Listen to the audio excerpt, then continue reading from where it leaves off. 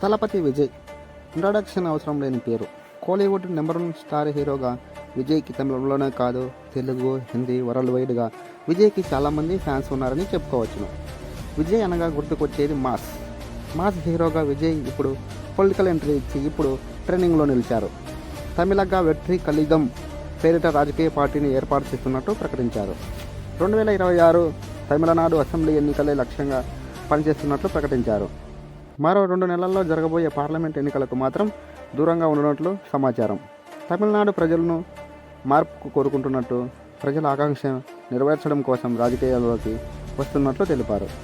త్వరలోనే పార్టీ అజెండాను ప్రకటిస్తామన్నారు.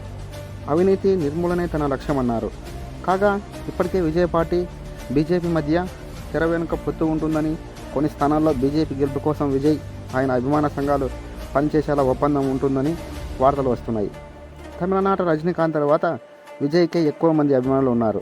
ఇప్పటికే తమిళ రాజకీయాల్లోకి ఎంజీఆర్, శివాజీ గణేశన్, జయలలిత, విజయకాంత్, కమల్ హాసన్ లాంటి సినీ ప్రముఖులు ఉన్న జాబితాలోకి విజయ్ ఎంట్రీ ఇచ్చారు.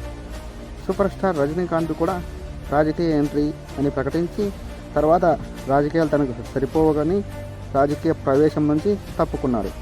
చూడాలి తమిళనాట విజయ్ పార్టీ ప్రభంజనం ఎంతవరకు సక్సెస్ అవుతుందో.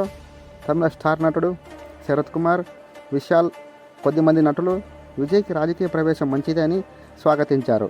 చూడాలి విజయ్ నటుడిగా అగ్ర కథానాయకుడిగా కొనసాగుతున్నాడు. రాజకీయంగా కూడా ఎంతవరకు సక్సెస్ అవుతాడో.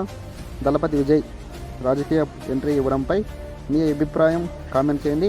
ఈ వీడియో నచ్చితే ఒక లైక్, అలాగే ఇలాంటి వీడియోస్ కోసం మన ఛానల్ని తప్పకుండా సబ్స్క్రైబ్ చేసుకోండి. Thank you. జై దళపతి.